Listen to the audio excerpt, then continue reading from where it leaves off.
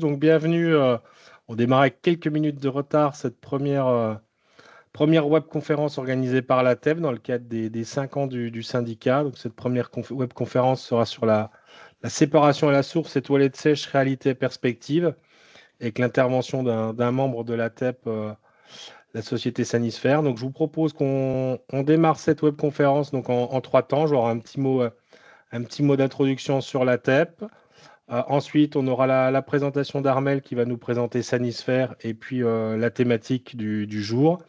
Et puis ensuite, on terminera par un temps d'échange de questions-réponses où là, je réactiverai les micros et les caméras de tout le monde pour pouvoir poser les questions et intervenir. Donc la TEB, qu'est-ce que la TEB? Donc c'est une organisation professionnelle qui rassemble les acteurs du traitement des eaux de la parcelle. Le syndicat existe depuis 5 ans, fait actuellement ces 5 ans. Donc, sur toutes les thématiques de stockage, traitement et de valorisation des eaux à l'échelle du bâtiment et de la parcelle. Le syndicat est composé de 35 sociétés adhérentes.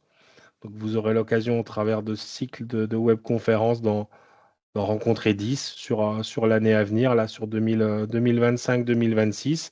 Et puis peut-être tous les adhérents avec d'autres cycles de webconférences par la suite.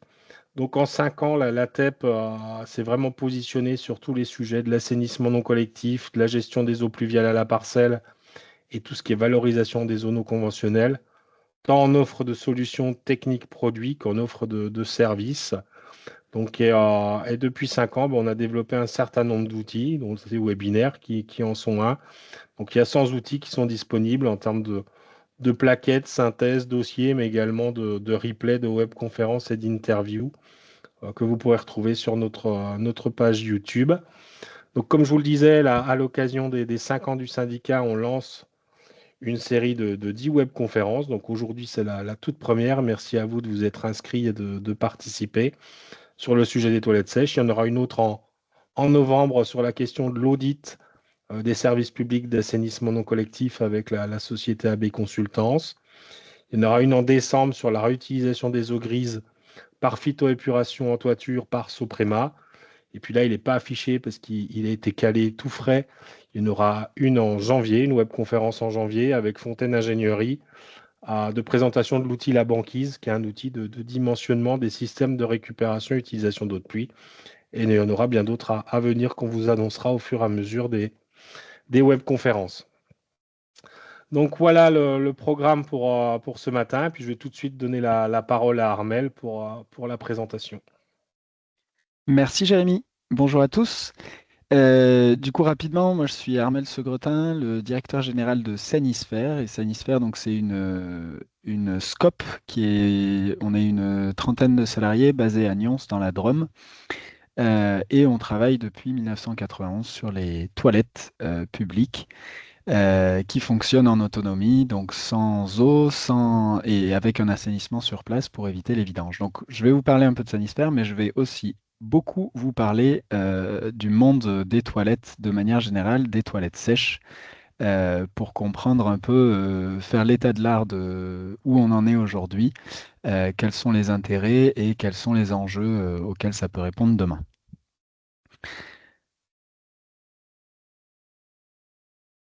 Donc, en termes d'histoire, avant de parler de toilettes sèches, parce que finalement, utiliser du sexe est plutôt normal et naturel pour les animaux que nous sommes. Et donc, il faut aussi d'abord se poser la question de les toilettes à eau, d'où ça vient. Pour rappel, hein, les toilettes à eau, ça vient en premier lieu, ça a été développé à Londres avec les égouts pour permettre finalement l'évacuation des matières. Donc l'eau, elle est surtout utilisée aujourd'hui dans les toilettes comme un vecteur de transport. Parce qu'avec un siphon, ça permet d'éviter les odeurs, d'éviter les contaminations. Et puis parce que ben, le convoyage avec un effluent liquide, c'est quand même beaucoup plus simple que du solide, parce que ça permet finalement par gravité ou avec des pompes de relevage d'aller jusqu'à la station de traitement en dehors de la ville en général. En revanche, ça a pas mal de problématiques afférentes qui sont liées au fait que ben, on utilise de l'eau potable qu'il faut donc traiter pour la mettre dans les toilettes. Ensuite, il faut dépenser pas mal d'énergie pour la séparer. pour séparer la pollution de cette eau-là avant de la rendre au milieu naturel. Il y a un autre aspect aussi qui est important, c'est que dans toute cette, enfin dans le cycle naturel des nutriments, de l'azote, du phosphore et du carbone, on est sur un cycle qui est censé être fermé, euh, avec donc les matières qui retournent au sol et que les plantes et les sols vont utiliser pour pouvoir reproduire de la nourriture derrière, ou en tout cas régénérer les écosystèmes ou de l'énergie. Quand on parle des énergies fossiles, elles viennent de là, de ces cycles-là. Euh, Ces cycles, malheureusement, aujourd'hui, on les a ouverts, c'est-à-dire que c'est plus des cycles, on est vraiment en ligne droite avec à la fois sur la partie de nos nutriments, eh bien, on consomme, nous, êtres humains, on consomme des nutriments, et puis on les excrète, et ensuite on dépense pas mal d'énergie pour les séparer, et puis soit il y a une petite partie, enfin, il y a une partie significative qui est valorisée en agriculture aujourd'hui sur les stations de traitement de boues de vidange en compostage, mais c'est pas une partie, enfin, c'est une partie, on est, il me semble, autour de 60%. Donc en France, c'est pas mal. En Europe, des pays comme l'Allemagne, eux, vont préférer incinérer principalement.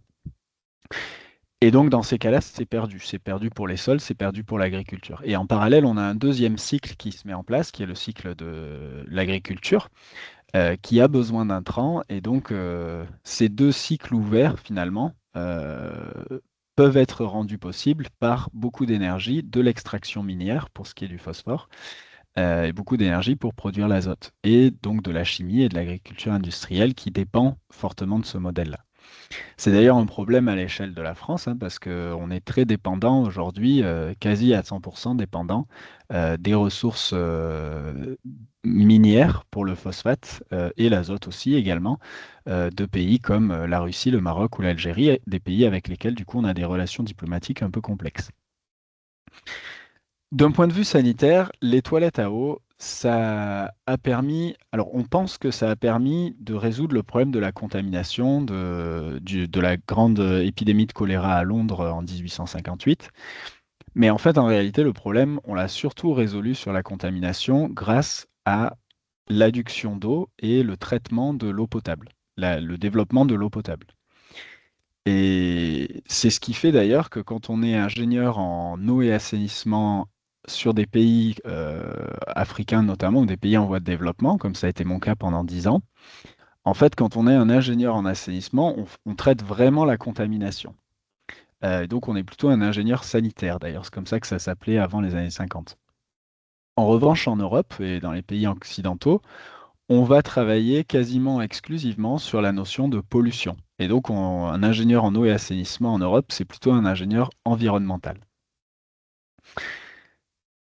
Donc, euh, ça a permis de progresser, ces toilettes à eau, mais ça a aussi développé d'autres problèmes.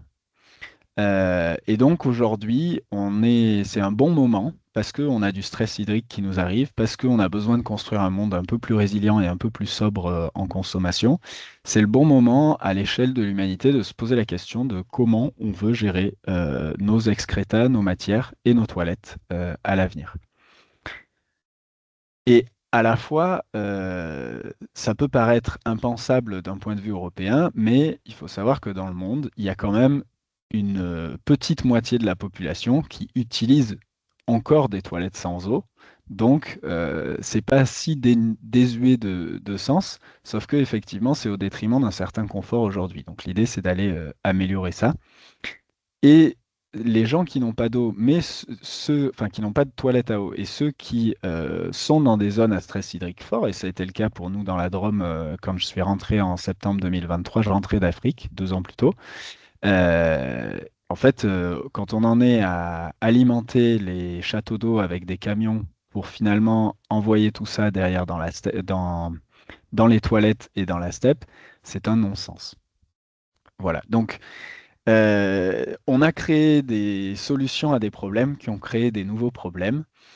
Et donc les toilettes sèches, dans un sujet d'eau, finalement, c'est essentiel. C'est essentiel pourquoi? parce que c'est quand même 22% de l'eau consommée qui vient des toilettes. Donc c'est quand même significatif. Et à la fois, donc 22%, c'est significatif à aller chercher. Si on prend les objectifs du gouvernement à l'échelle 2030, hein, c'est 10% de réduction d'eau à l'échelle nationale. C'est pas également réparti selon les territoires, mais c'est une moyenne. Et donc, on se rend bien compte que finalement, aller travailler sur les toilettes, c'est une manière efficace et effective d'aller atteindre ces objectifs de réduction. C'est aussi important parce que la pollution azotée qu'on a, si on vient réduire la quantité d'eau qui va arriver dans les steppes, on va donc avoir un effluent qui est plus concentré à traiter, et donc plus concentré en azote, plus concentré en pollution organique. Et donc cet effluent plus concentré, ben, on va consommer plus d'énergie pour aller par mètre cube d'eau à traiter pour le traiter.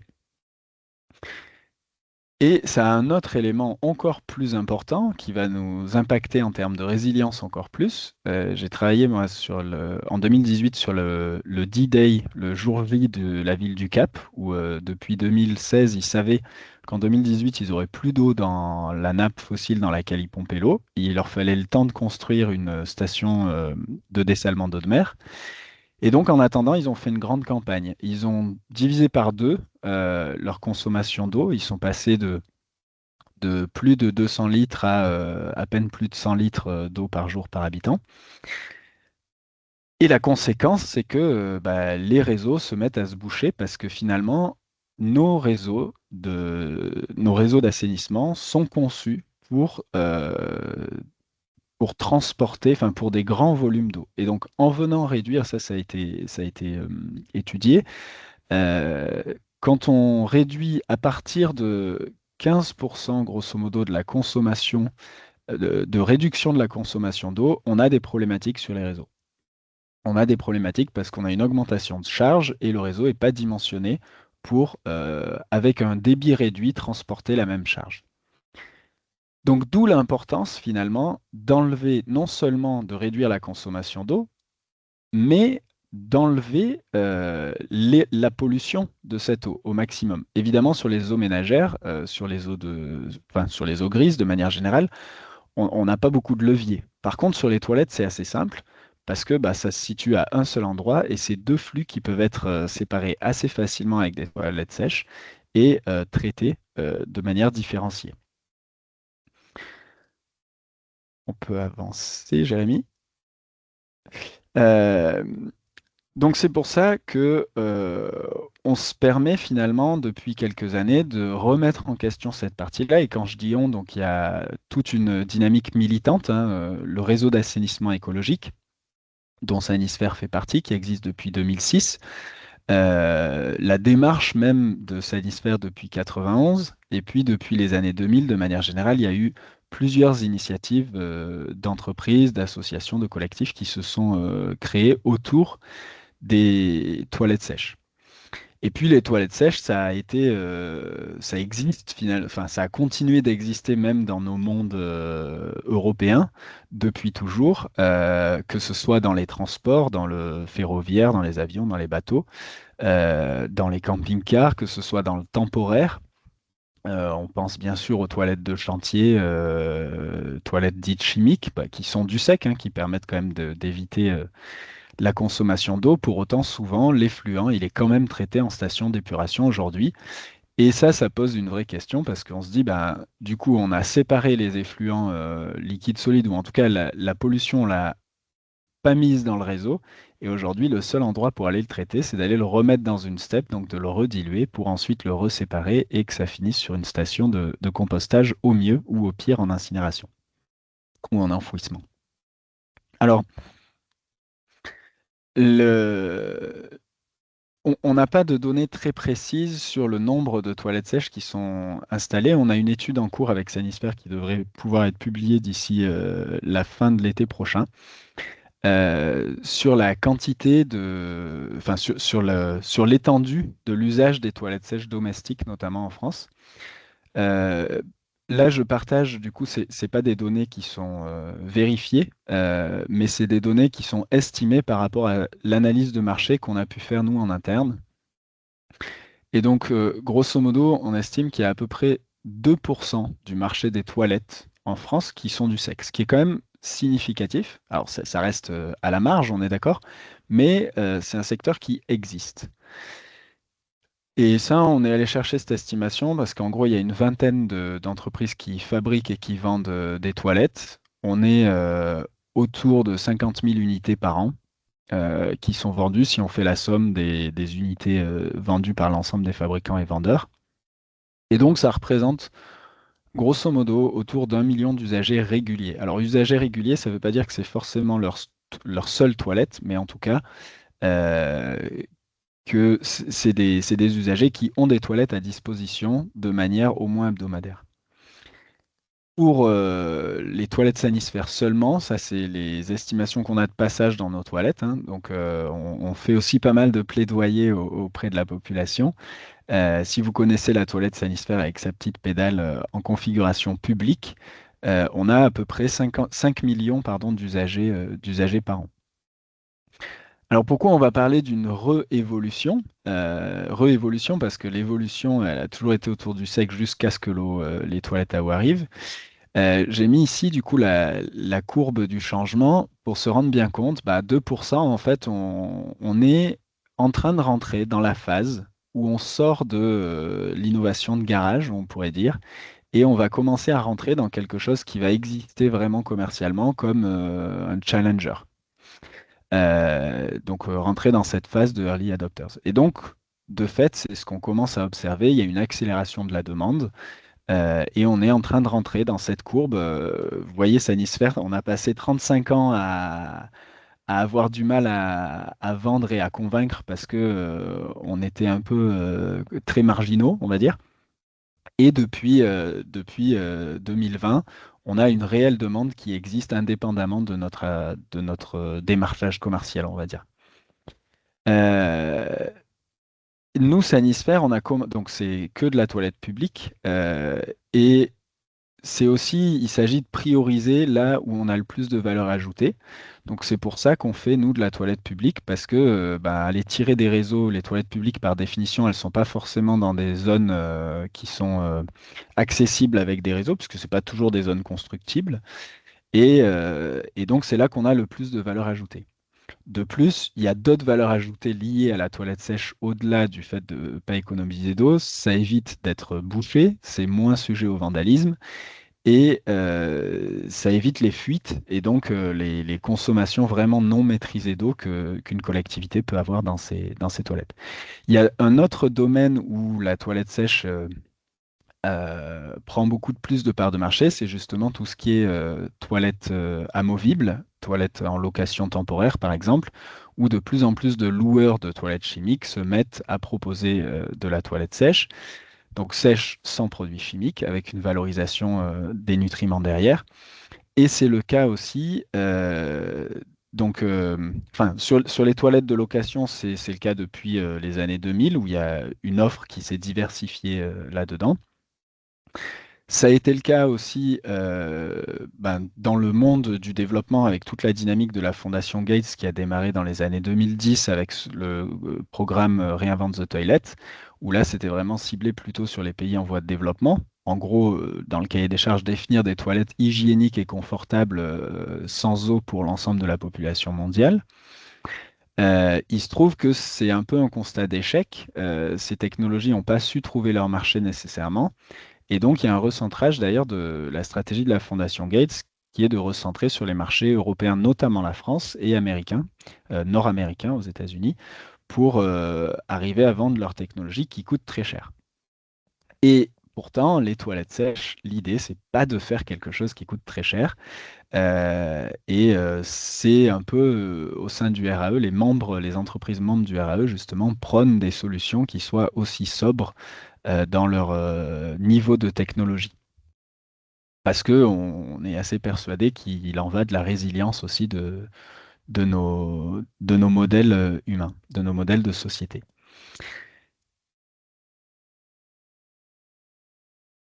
On a donc, il y a, alors oui, pour présenter, pardon, les technologies de qu'est-ce qui existe en fait en termes de toilettes sèches, parce qu'on parle de toilettes sèches, mais on peut mettre beaucoup de choses dedans. Alors, je ne vais pas forcément dans cette présentation les passer toutes en revue de manière exhaustive. Il y a beaucoup de littérature sur le sujet. Si vous êtes intéressé, on pourra partager des liens ensuite. Et surtout, il n'y a pas de technologie unique et il n'y a pas de technologie qui est mieux qu'une autre. Il y a des contextes et chaque solution est adaptée à certains types de contextes. Donc, on parle souvent de la séparation d'urine. C'est d'ailleurs souvent un petit problème pour moi au sein de la TEP, parce que quand on parle de séparation à la source, moi, ce que j'ai en tête, c'est la séparation de l'urine et c'est pas la séparation du pluvial. Donc, on a un terme à trouver, à inventer ici pour appeler un chat et qu'on parle bien tous de la même chose. Mais la séparation de l'urine, donc des toilettes qui séparent l'urine, ça existe et ça existe même avec des toilettes à eau. Vous avez les modèles Laufen, par exemple, qui sont installés déjà dans des immeubles et pour faciliter justement le traitement des urines à la parcelle ou leur stockage en vue d'une valorisation. Il y a les toilettes qu'on va appeler à litière, dans lesquelles en général tout est mélangé, l'urine et les matières fécales, mais pour que le traitement fonctionne, il faut qu'on vienne ajouter une matière carbonée et qui va permettre aussi de stabiliser l'urine, de l'absorber. Donc souvent c'est du broyat de bois, de la sciure, des feuilles, on peut trouver différents types de litières. Il y a les toilettes qui sont à compostage, dans lesquelles du coup le compostage a lieu directement sur la toilette elle-même, là où sur une toilette à litière, il faudra donc une aire de compostage à proximité. Toutes ces grandes familles, on va dire, de technologies, elles sont reprises dans l'arrêté de 2009, qui est le document de référence pour l'assainissement non collectif, et donc elles sont surtout très adaptées en synergie avec des solutions de traitement des eaux grises, parce que du coup on a enlevé les eaux noires et les eaux jaunes, on pourrait dire, de l'effluent domestique, et donc il nous reste effectivement les eaux grises à traiter à la place des eaux vannes. Et pour ça, donc, au sein de la TEP, il y a pas mal de solutions qui existent et pour avoir des traitements plus efficaces finalement sur des surfaces peut-être plus contraintes. Voilà, donc d'où la synergie évidemment de la toilette sèche avec l'assainissement de manière générale non collectif.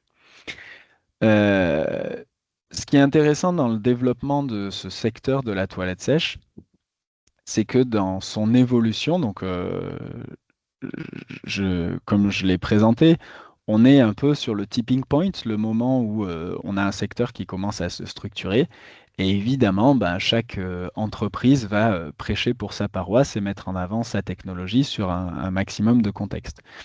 Mais il y a aussi pas mal de bureaux d'études qui sont en train de se monter sur de l'assistance à maîtrise d'ouvrage pour pouvoir conseiller sur justement quel est le type de technologie adaptée au contexte. Parce que ben, par exemple, le fait d'avoir une séparation d'urine à la source, ça peut être très bien, mais ça peut aussi être source de problèmes parce que gérer deux flux, c'est pas forcément évident. Enfin, trois, si on prend en compte les eaux grises. Gérer les bouchages des conduites d'urine, c'est pas forcément évident non plus. Le compostage, ça peut poser des problématiques de consommables, parce que du coup, bah, il faut s'approvisionner en broyat de bois. On avait fait une étude sur Madagascar sur la quantité d'hectares de forêt qu'il fallait couper pour pouvoir passer tout le monde en toilette à compostière. Donc, voilà, il y a tout un secteur qui est en train de grandir et de se professionnaliser. Donc, les entreprises, elles développent des gammes de produits pour essayer de répondre à la diversité des contextes, avec leurs avantages technologiques chacune, on va dire. Il y a une industrialisation pour certaines entreprises, notamment sur toutes celles qui vont travailler à destination des particuliers, parce qu'on est sur des volumes de production et donc il y a des investissements qui sont considérés et considérables. Il y a une logique de réseau de distribution aussi qui se met en place avec des systèmes de distributeurs locaux, d'agents commerciaux, d'agences locales. Et il y a également des logiques de services qui se mettent en place. Avec, c'est comme toute technologie vendue. Si vous achetez une chaudière, vous avez besoin de votre contrat de maintenance. Donc il y a tout ça qui se met en place. Et donc, Sanisphere, on est au cœur de tout ça et en train de mettre tout ça en place aussi, comme d'autres entreprises similaires à nous. Et nous, notre niche spécifique, c'est la toilette publique et on est en train de se diversifier aussi sur les immeubles, on le verra après. Euh, Sur cette dynamique de toilette à domicile, il y a des choses qui ont été faites. Ça peut paraître un peu impensable aussi en zone d'assainissement collective, mais ça a été fait à Bordeaux par la Fumainerie de faire de l'assainissement à domicile et sur les pays en voie de développement. Donc, suite à Reinvent the Toilet, le programme de la Fondation Gates, il y a une association qui s'est créée, le CBSA, le Container Based Sanitation Alliance, qui consiste à faire de l'assainissement sec en ville, donc dans des zones urbaines denses, avec tout un réseau de collecte et de logistique pour la collecte des urines et des matières fécales, soit communs, soit séparés, et des filières de valorisation. Donc ça existe déjà, ça a été mis en place. Il me semble, il faudrait que je revérifie les chiffres, mais on est à peu près dans le monde à un demi-million de personnes qui utilisent, qui font pas, enfin, qui sont sur des technologies issues du CBSA. Et du coup, ça vient aussi remettre en question l'assainissement de demain. Sur les parties, il y aura toujours un assainissement liquide, c'est pas ça qu'on remet en question. En revanche, il y aura un assainissement liquide peut-être pour les eaux grises, mais pour les eaux vannes, donc pour la partie solide des eaux vannes et la partie jaune, pour l'urine et les matières fécales, il y a un autre assainissement à inventer avec des filières. Et ces filières, c'est un peu la même révolution, si vous voulez, que la toilette, que la voiture électrique. C'est-à-dire, il faut changer de méthode et passer d'un état de l'art avec des investissements lourds à un autre état de l'art avec d'autres investissements qui sont différents. Et on va être plus proche de la mise en œuvre d'un système de collecte de déchets et de valorisation avec du tri. Donc, ces logiques de filière, pour ce qui est de la valorisation, elles commencent à se mettre en œuvre depuis. Alors, en initiateur, on va dire, il y a eu Tupi Organics et Vuna qui sont à l'origine. Donc, Vuna, ils sont en Suisse. Tupi Organics, ils sont basés à Bordeaux.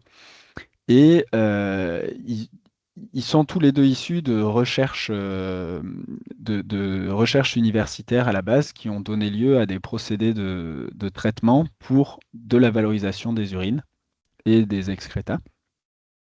Et donc ces filières, donc c'est depuis 2020 que les deux existent à peu près, et depuis 2 ans, on a une quinzaine d'initiatives pour la valorisation de l'urine en France.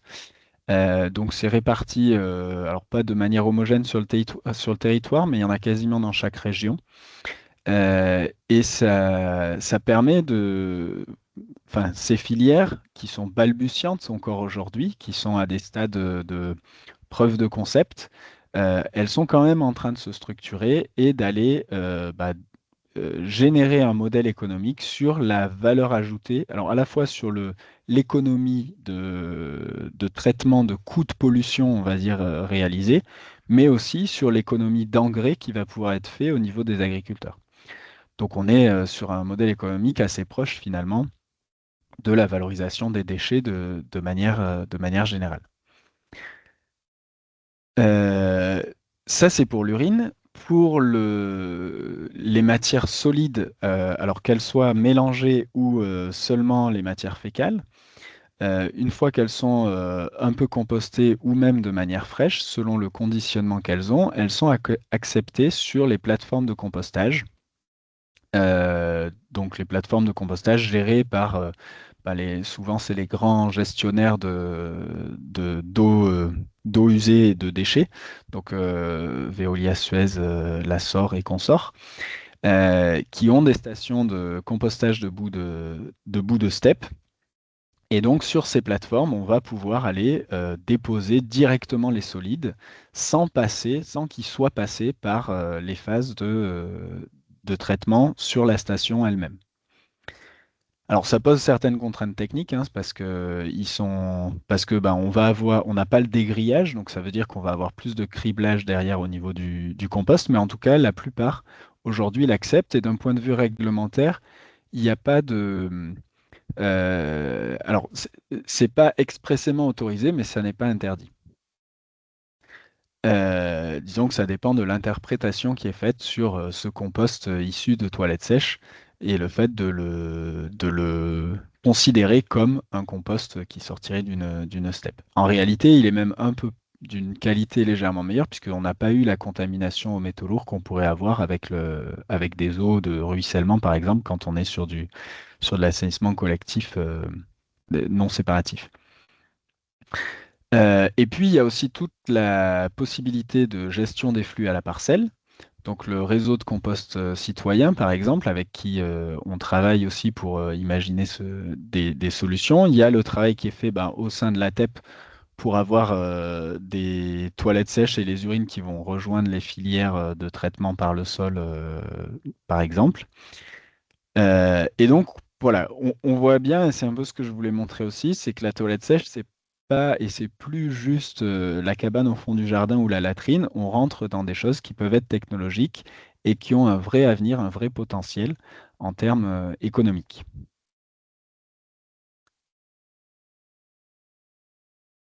Donc, Sanisphère, très rapidement, j'en ai parlé un petit peu, hein, mais nous, notre histoire, donc on a démarré là où les toilettes sans eau avaient la plus grande valeur ajoutée. Donc, en réalité, c'était dans le secteur de la montagne, qui est un secteur très exigeant et sur lequel bah, l'accès à l'eau est pas toujours évident.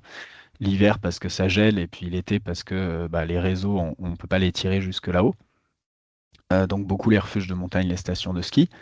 Et depuis 2020, effectivement, on a beaucoup plus de demandes, on a beaucoup de demandes dans les métropoles, avec des accords cadres qu'on a signés depuis 2022 dans des villes comme Toulouse, Bordeaux, Lyon, Lille, Rennes. Et donc voilà, ça montre bien nous, on le vit vraiment à l'échelle de notre entreprise, à la fois en France, mais aussi à l'international, sur une vraie demande qui se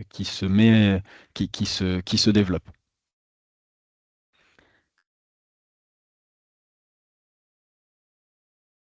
Alors, comment ça marche là sur la technologie Sanisphère elle-même? Ce qu'on fait depuis le début, je dirais, c'est la séparation à la source des urines et des matières fécales. Donc, on utilise, nous, un tapis séparateur, parce qu'en configuration toilette publique, c'est difficile de demander aux hommes et aux femmes de vider dans un petit trou, on va dire. Donc, l'avantage de la technologie qu'on a, c'est qu'elle permet d'être utilisée exactement comme une toilette à eau classique, c'est-à-dire je viens, je suis debout ou assis, peu importe, je fais mon affaire et puis j'appuie sur un bouton ou une pédale et les matières disparaissent. Et c'est bien ce qu'on attend d'une toilette publique. Et puis, on a un système de nettoyage de racle à l'arrière qui fait que ben, quand le tapis revient, c'est un tapis convoyeur, quand il revient, il a été nettoyé. Donc, ça offre une surface propre à l'usage. On a différentes configurations de notre technologie pour l'intégrer soit dans du bâti, soit dans des blocs sanitaires préfabriqués. Donc, voilà. Et alors, le succès, il est lié à plusieurs choses. Il faut effectivement une bonne séparation parce que quand on mélange urine et matière fécale, souvent ça sent assez mauvais. Donc, le fait de les séparer, c'est moins pire et c'est plus facile à traiter séparément. Il faut une bonne ventilation naturelle, enfin une bonne ventilation, c'est-à-dire qu'on a toujours l'air qui rentre dans la toilette. Vu qu'on n'a pas de siphon, on peut se le permettre. Et donc, ça permet de ne pas sentir ses propres excrétas. Voilà dans les grandes lignes. Euh, alors, bon, sans surprise, on a commencé dans le secteur de la montagne, donc c'est là qu'on est le plus présent. Simplement, donc voilà, pour Sanisphère, on a plus de 1500 toilettes qui sont installées et fonctionnelles en France. On en a un petit peu moins de 500 qui sont en maintenance régulière, donc on suit régulièrement. Parce que du coup, dans les briques technologiques, effectivement, j'en ai pas parlé précédemment, mais ce qu'on utilise, nous, c'est du lombricompostage. Donc en fait, on vient créer un écosystème de traitement avec des cloportes, des lombrics, des araignées, des larves qui viennent, et beaucoup de micro-organismes évidemment, qui viennent réduire les volumes de matière. Et les réduire tant et si bien, c'est pas tant dans un but d'hygiénisation que dans un but de réduction de volume. On a plus de 90% de réduction de volume, donc ça veut dire qu'on va le volume qu'on aurait eu à transporter pour aller jusqu'à la station d'épuration, et ben en fait, on n'en aura qu'un dixième à extraire et à sortir sous forme de déchets, du coup, pour aller sur une station de compostage, de recompostage, on va dire. Voilà, donc l'intérêt de notre technologie, c'est ça. Et cette diminution de volume, elle permet aussi du coup de limiter énormément la fréquence de vidange qui, dans le cas de Sanisphère, est limitée à une fois tous les 5 à 10 ans, voire plus. On a des toilettes qui ont plus de 25 ans et qui n'ont jamais été vidangées. Donc ça fait des coûts très faibles pour la collectivité. Et on est présent partout en France, donc comme vous le voyez sur la carte. Si vous voulez aller visiter nos toilettes, vous pouvez aller sur notre site web, regarder la carte de nos toilettes et aller vous soulager dans les toilettes les plus proches de chez vous. Et on vous a mis ici, alors à quoi ça ressemble l'installation? Je ne sais pas si les vidéos vont fonctionner, Jérémy. On peut en présenter au moins une. J'espère que oui. Alors, je les ai mis derrière. Alors, est-ce que ça veut... Alors voilà, là, suspense. Est-ce que c'est bon? C'est bon. Donc simplement pour vous montrer à quoi ressemble une installation. Donc on vient créer une petite fouille afin de limiter la hauteur, la marche qu'on va avoir au niveau du sol. Sur cette fouille, on rajoute une membrane pour étanchéifier la zone de compostage avec le sol. On rajoute un grillage pour éviter que les rongeurs remontent dans les espaces de compostage. Donc on vient avoir une surface étanche. Et une fois que la toilette est installée, le bloc sanitaire, on pose donc les lombrics pour créer cet écosystème de traitement. Et puis on vient faire donc pour les urines, on vient installer donc une cuve de pré-traitement et ensuite un drain conforme à l'assainissement non collectif pour permettre le traitement de l'azote par le sol. Et puis donc une fois que donc nous un chantier chez Sanisphère, ça dure grosso modo une petite journée. Il faut une petite pelle mécanique ou une grosse pour faire le déchargement du bâtiment. Voilà, un chantier commence à 8 heures, à 15 heures, on a terminé et on a livré une toilette qui est fonctionnelle et qui va fonctionner pendant plus de 20 ans, 25 ans, avec un minimum de maintenance.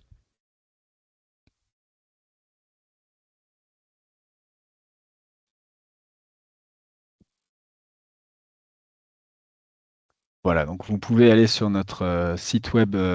On n'a pas forcément besoin de regarder la deuxième vidéo qui est assez similaire. Ok. Simplement, vous pourrez la voir dans la présentation. Sur la vidéo, ça permet de montrer qu'on va aussi en hélicoptère pour installer nos toilettes en refuge. Alors ensuite, voilà, sur les étapes de lombricompostage, parce que ici on est quand même j'imagine, on a avec nous des professionnels de l'assainissement, donc je me suis permis de mettre quelques photos qu'on ne présente pas à tout le monde, c'est ce qui se passe à l'arrière. Donc ce qu'on voit, c'est que une fois qu'on a installé la toilette, c'est l'image que vous avez en haut à gauche, on a beaucoup de papier en fait en réalité. C'est principalement du papier dans le volume de ce qu'on voit. Et puis, on vient arroser cette pile quand on passe en maintenance, où vous le voyez, il y a des tuyaux, on récupère un peu d'eau de pluie pour aller arroser cette pile de manière maîtrisée pour faire en sorte qu'elle s'étale. Donc la deuxième image, vous voyez, on a le bas de la pile qui a été arrosé, et donc ça s'étale un peu, et ça permet de rendre ce papier, finalement, cette lignine disponible pour les lombrics, avec toutes les matières fécales qui sont intégrées dedans. Et puis sur la grande image, vous avez donc le compost une fois qu'il a été créé. On voit bien cette matière noire qui est très homogène, qui est un peu granuleuse, typique du lombricompostage. Et donc cette matière-là qui est compostée, quand on fait les maintenances une fois par an, on vient décaler la pile, on vient l'aérer et on vient s'assurer que l'écosystème de traitement est bien en place. Et on a, donc j'ai mis la photo aussi parce qu'il y a la situation idéale et puis il y a tout ce qu'on peut retrouver dans des toilettes publiques. Et donc là, vous voyez, parfois, c'est des véritables poubelles, alors pas à ciel ouvert, heureusement. Et finalement, ça, c'est quand même une grande valeur ajoutée de nos toilettes, c'est que toutes ces choses-là que vous voyez là, c'est ce que si on avait eu des toilettes à eau, ce serait rentré dans la toilette et ça l'aurait bouché et ça aurait causé euh, une grande occurrence, donc beaucoup de problèmes sur la toilette, beaucoup de débordements, de moments où il aurait fallu aller la déboucher, alors que pour nous, c'est relativement simple. Ça se trie presque tout seul dans les locaux techniques, et donc quand on intervient, souvent une fois ou deux par an, on vient finalement avec un sac poubelle extraire ces matières-là, enfin ces indésirables, on va dire, les déchets. Les autres indésirables qu'on va avoir, c'est les rongeurs et les insectes qui, eux, peuvent causer des nuisances ou empêcher le lombricompostage de fonctionner. Et donc ça, bah, c'est un peu notre savoir-faire, notre maîtrise de jardinier de toilette, de s'assurer que, on maintient le bon équilibre.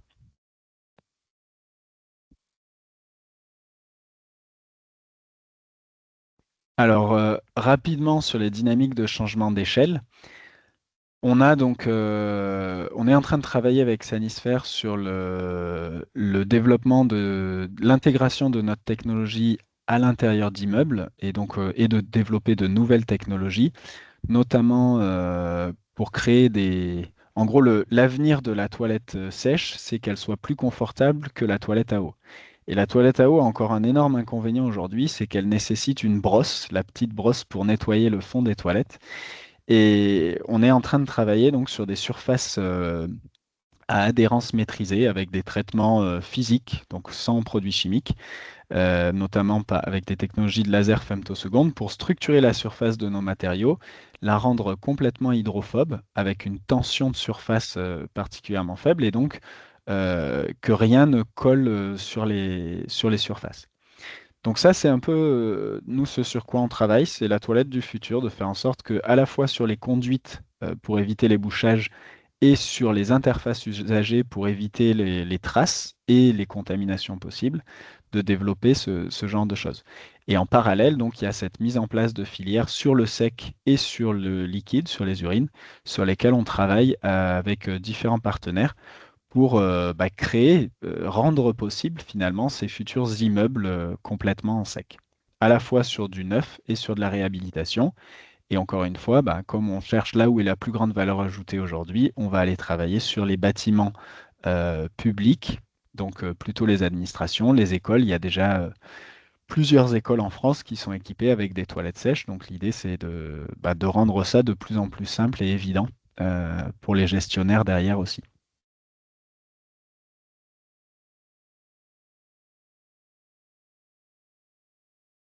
Sur ces éléments, donc ces innovations technologiques, elles vont permettre de nourrir l'évolution du marché. Donc les marchés qu'on va cibler pour nous, Sanisphère, c'est en Europe dans un premier temps, mais dans le monde aussi, parce que ben, on l'a vu, il y a aussi une petite moitié de l'humanité qui n'a pas accès à des toilettes à eau aujourd'hui, et donc plutôt qu'ils investissent dans de l'eau pour revenir sur du sec après, en sachant que leur investissement dans l'eau sera jamais possible. C'est-à-dire, on parle de villes africaines, notamment avec des développements de démographie qui sont trop importants pour que les réseaux puissent s'adapter à ces augmentations. Donc bah là, on travaille sur justement ces marchés émergents. L'idée pour que ça fonctionne, c'est de faire des solutions qui soient sexy, fun et abordables. Donc on est très conscient, c'est de la toilette sèche, mais c'est plus une idée militante hippie, on va dire. On est sur des logiques de marché, on est sur des logiques marketing et vraiment de développement à l'échelle. Dans les freins ou les exigences qu'il y a évidemment sur lesquelles il faut être vigilant, il y a les problématiques hygiéniques et réglementaires. Donc ça, c'est des choses qui sont complètement intégrées dans nos développements. qui sont... alors en France, on a un cadre qui est plutôt facilitant parce que ce qui n'est pas interdit étant autorisé, on arrive quand même à travailler avec ça, mais c'est des enjeux et c'est des enjeux qu'on partage au sein de la TEP. Il y a d'autres pays sur lesquels c'est plus compliqué. On a des problématiques en Allemagne, par exemple, parce que bah là, si on rentre pas pile poil dans la case, c'est plus compliqué d'intégrer le marché. Donc ça, on y travaille. Après, on n'est pas les seuls à la TEP à avoir eu ces problématiques-là. Je pense que la phytoépuration a fait son job aussi à une époque. Et donc voilà, on a besoin d'aller créer les certifications qui demain nous permettront de structurer tout le secteur. Euh, que ce soit sur les aspects produits, mais aussi sur les aspects services et valorisation. Et c'est une grande opportunité aussi de revoir le fonctionnement économique parce que les filières, c'est du travail collaboratif. Euh, Vous avez pas, si on reprend l'électrique, c'est pas, alors Tesla étant un exemple un peu à part, mais grosso modo, c'est pas Renault qui fabrique la Zoé et qui fabrique la borne de recharge et qui fabrique l'électricité pour la borne de recharge. Donc c'est du travail en collaboration. Et ça, c'est ce qui est assez passionnant dans notre travail au quotidien, c'est aussi toute cette collaboration qui se met en marche pour que tout le monde avance et s'aligne sur cette construction du monde de demain.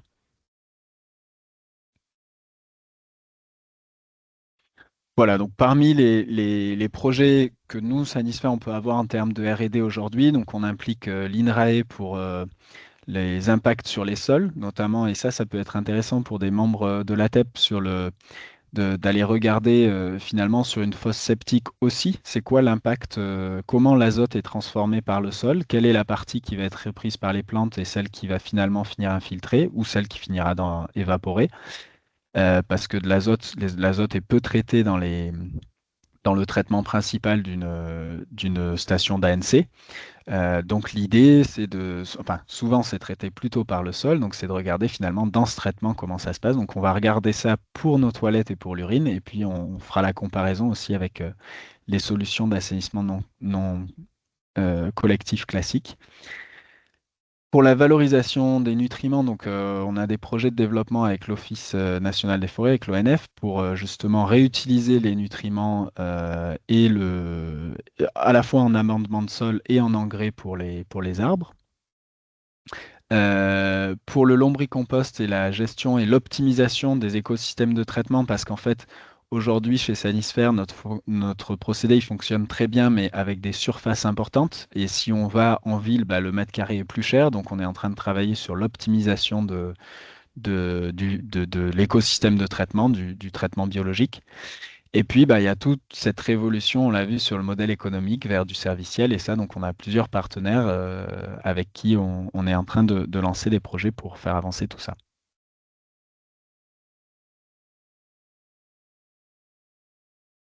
Voilà, du coup, en conclusion, bah, on l'a vu, les toilettes sèches, ça existe depuis toujours et ça existera toujours. La question, c'est plutôt comment on les rend sexy, abordables et agréables. Et donc ça, c'est l'enjeu qui est en train de se développer aujourd'hui.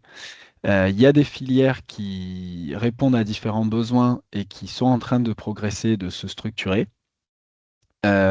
Les effets du changement climatique, c'est une réalité et notamment sur la problématique hydrique. Donc c'est pas une mince affaire et bah, le monde de la toilette doit jouer sa part parce que c'est un enjeu d'impact, mais c'est aussi un énorme enjeu de résilience. Je le dis souvent quand j'en parle, pour avoir vécu dans des pays en voie de développement, quand vous avez plus d'eau au robinet, le premier problème, c'est pas de boire, de se laver. Le premier problème, c'est vos toilettes quand vous dépendez d'une toilette à eau, parce que ça vous laisse littéralement dans la merde. Et ça, notre monde n'est pas prêt pour ça. Donc, c'est vraiment un enjeu de résilience par rapport au changement climatique. Depuis 2023, il y a une prise de conscience politique hein, avec le plan eau, enfin, il y a euh, différentes instances qui se mobilisent et différents textes et évolutions réglementaires donc qui avancent. Et c'est les filières qui se structurent pour répondre justement à ces attentes politiques.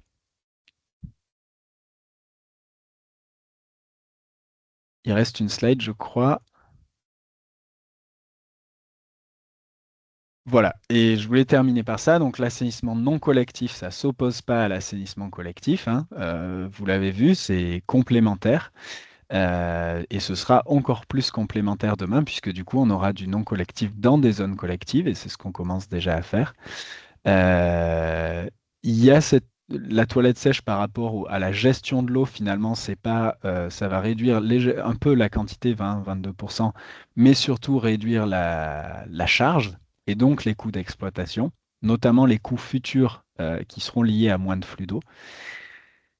Le fait de gérer du coup les urines et les excrétas à l'échelle du bâtiment, ça ne s'oppose pas, au contraire, ça facilitera la réutilisation des autres eaux, notamment des eaux grises qui sont donc plus simples à traiter.